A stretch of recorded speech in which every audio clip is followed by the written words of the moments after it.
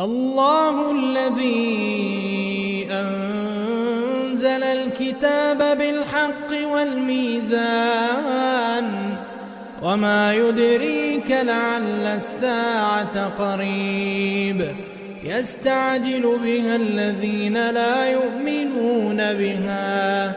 والذين آمنوا مشفقون منها ويعلمون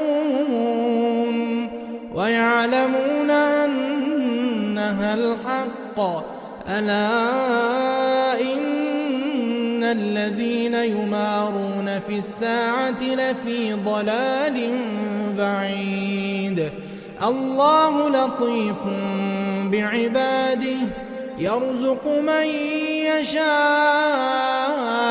وهو القوي العزيز من كان يريد حرث